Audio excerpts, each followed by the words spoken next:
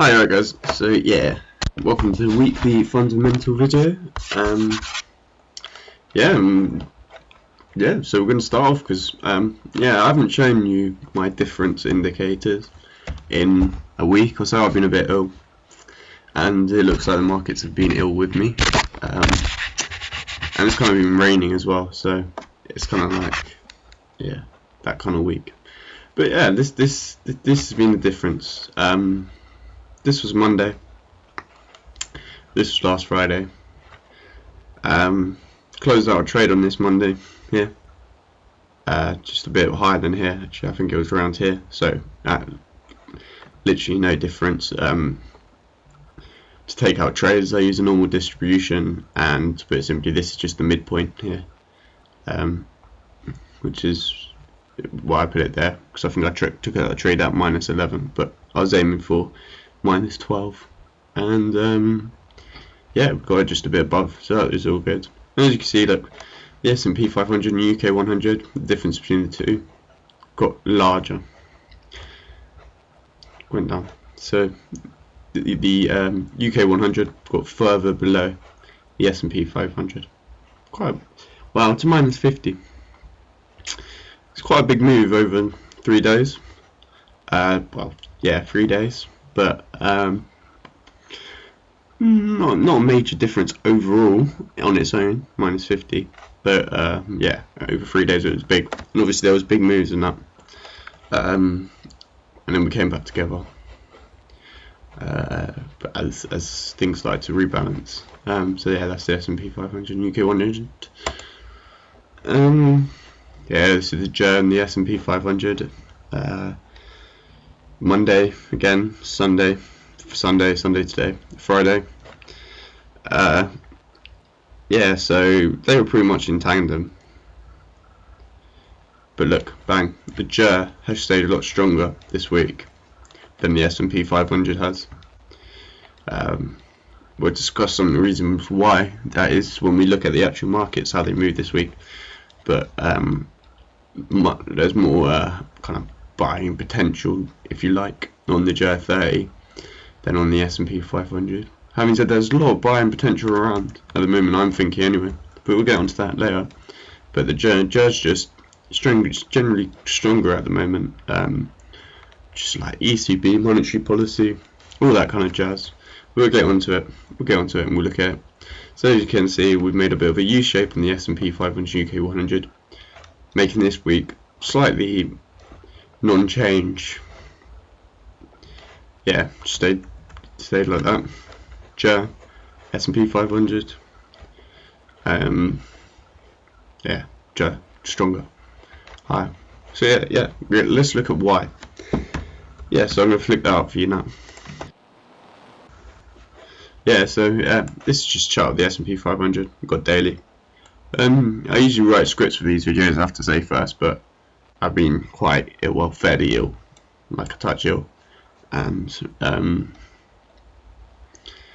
so it's not as formative as in depth as it usually is. But you know, I feel that is the script in a way. I feel with all weeks to get ill and put off work, this was a very good one. Because look at the S&P 500, just down, straight down. Why is it all the way straight down? China, yeah, China pretty much. Yeah, I mean, just to tell you a bit about this set-off, overall 2.3 trillion was wiped off of global stock markets. That kind of gives you a rough figure behind the move. A lot of money being lost, a lot of money being made as well. If you're shorting this down, you're doing bloody well. Very well, sorry. Yeah, it was all good. Except if you're on the other side, which was bad. Yeah, and it was China. It was sparked by the PMIs, really. PMIs, they're an interesting one. They kind of like, they build up momentum, I think, will build up strength. If they're consistently and consecutively like weak, then each and every single one doesn't really do much, but then suddenly, bang, you get another one that's weak, and you get something like this, huge move down, big stuff. And yeah, this was really, it was trying to really dominating stuff this week. I say it was the PMIs. There was also other factors. You got to remember the renminbi, or that's the onshore one. What I'm going to put up here is the onshore. If you know, there's two different currencies in China, because that's the way they like to do things. And as you can see, look, the Chinese currency has got a lot weaker. This is USD CHN. If you don't know, obviously, if you're, this shows it going up, shows USD strengthening, going down, CNH strengthening. But yeah, as you can see, getting weaker. You got, this is a managed currency. What I mean by that is it's state kind of controlled. So Chinese set fixing rate, and then they only really let it deviate around that point, and they set it every day. As you can see, it's been set consistently weaker, a bit stronger on Thursday. I think it was set a bit stronger on the Friday as well, but yeah, I mean, it was, yeah. But here's Monday. This was key. That was not Monday. That was Monday. How could that be Monday? That was Monday. Yep, that's Monday. Yep. This was key. Because the Chinese introduced circuit breakers. If you've heard about these, they're basically an idea to stop like huge selling. If I bring up the S&P, unfortunately I don't have a chart of the Shanghai index. It's not available. But if you look here, this sell-off was sparked by very similar things. Just to make it a generalized point or generalized variable, it was fear of a China economy and potential recession, if not marginally already in recession, possibly. Maybe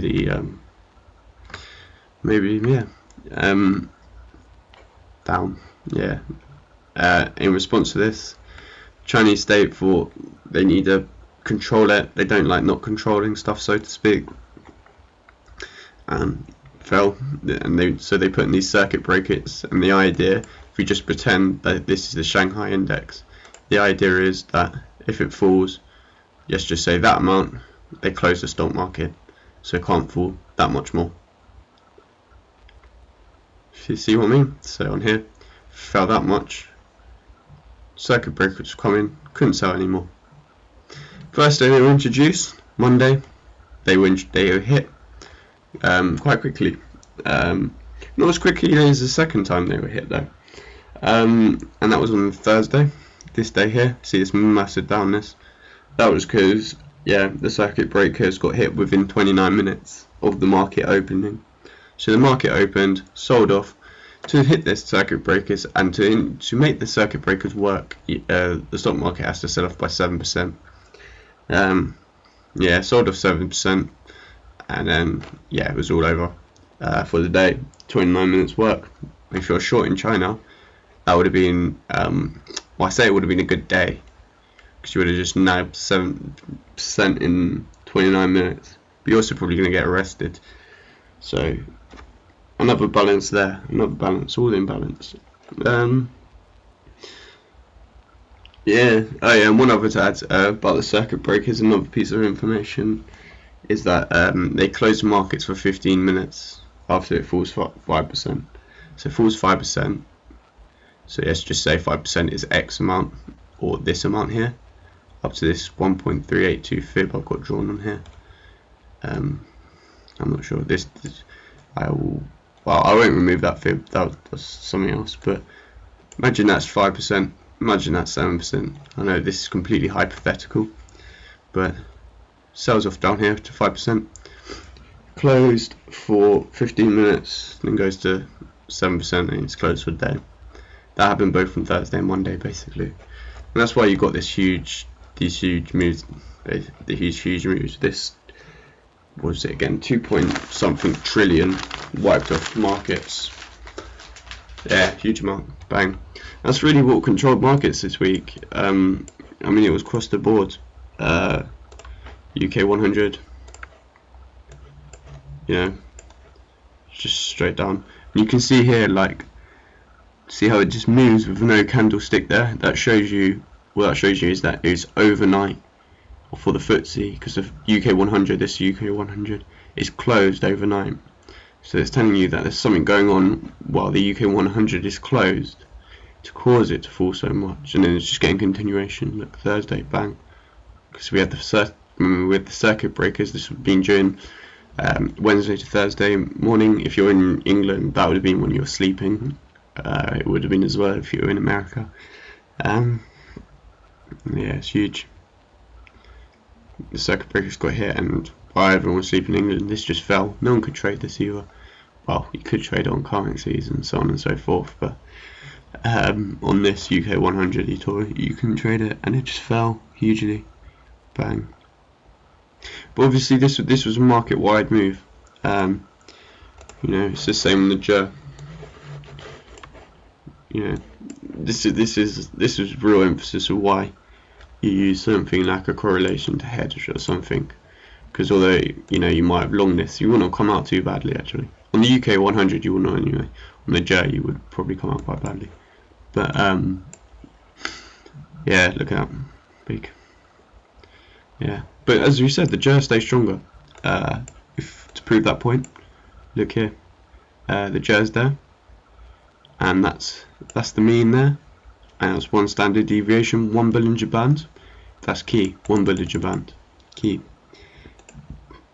Ready? SPX 500, 75 mean, 2 Bollinger Bands. SPX was hit much harder than the J. Why wasn't the J hit so hard? Well, pretty much ECB doing stimulus, a lot of stimulus. I know it disappointed markets previously, but if you're a bull and you like buying stocks, you're probably quite happy that, you know, they did do something now, because it's kept this slightly stronger. You probably would have hoped you didn't switch back into America, which some people did. But yeah, you also had data out which helped keep this stronger. Tuesday, you had unemployment change in Germany. It stayed pretty much the same. If you had 14,000 less more employed people, sorry. So, and that was better expected. Expected was 7,000 more people employed. That's quite good. It's very good. It's better than expected. It's twice the expectations, being that 14,000 is twice 7,000, with 14,000 being more the amount of people who've got jobs. So that's good. That was out on Tuesday. Inflation, good, and I think, well, not good really. It's 0.2%. It's coming back. Positive signs. Is it good? No, probably not as an integer on its own, but yeah, not as bad as China though. That's really bad. Inflation's not so bad in China. There's a world of problem, isn't it? Problems even. Yeah, and pretty much sums up the data. American data was slightly weak.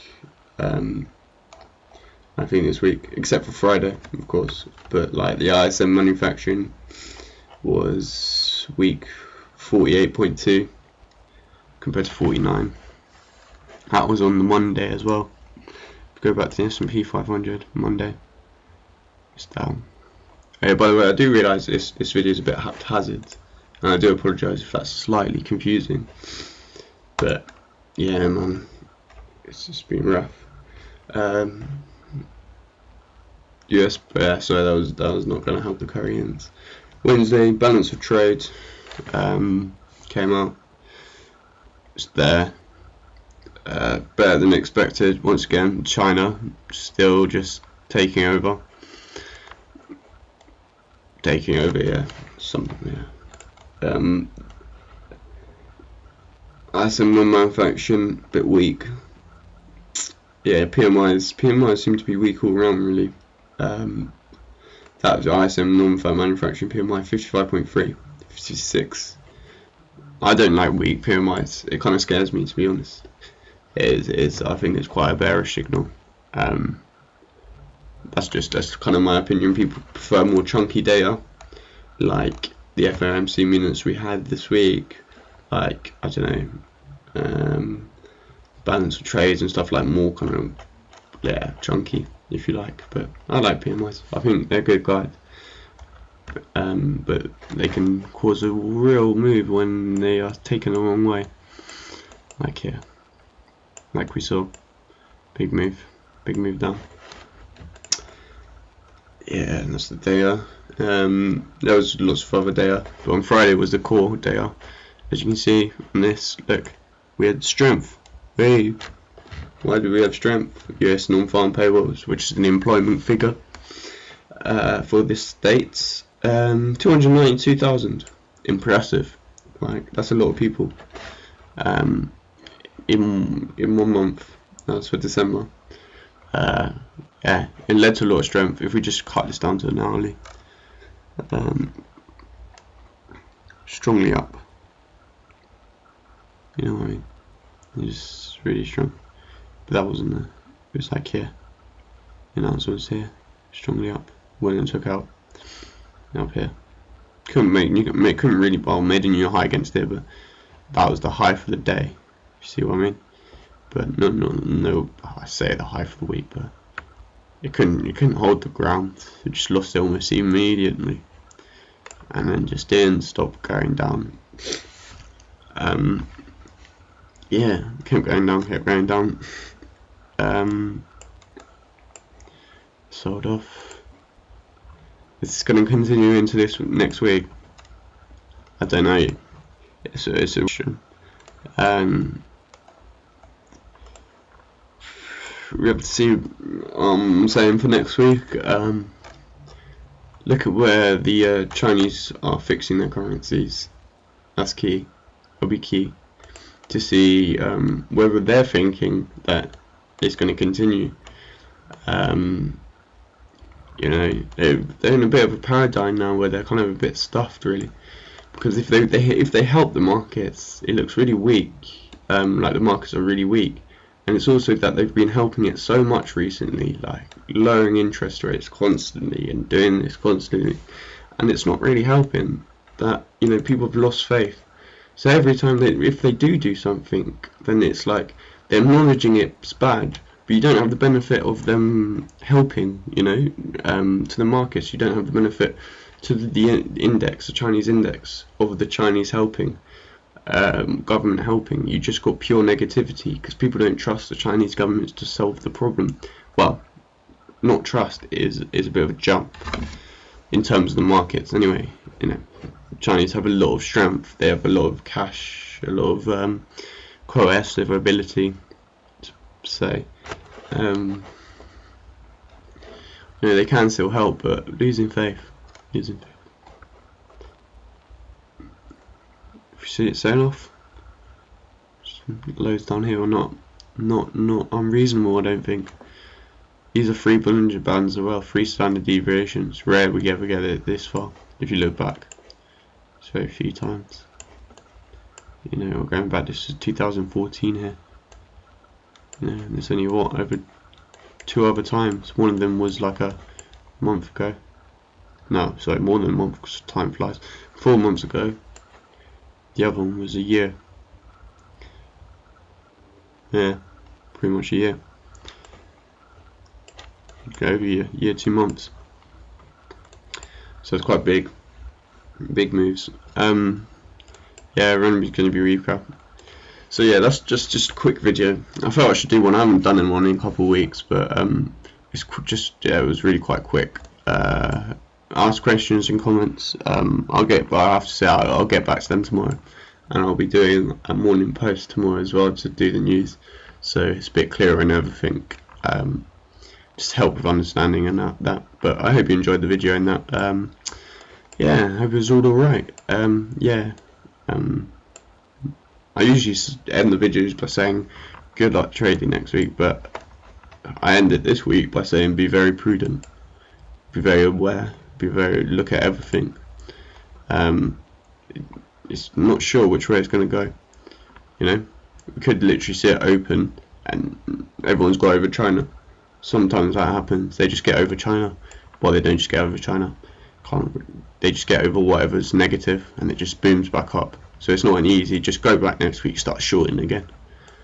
Then again, it's not an easy, thing, go get back long.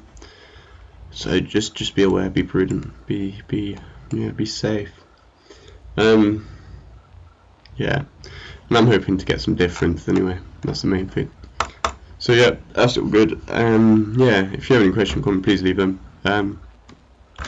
Yeah, good trading. See you later.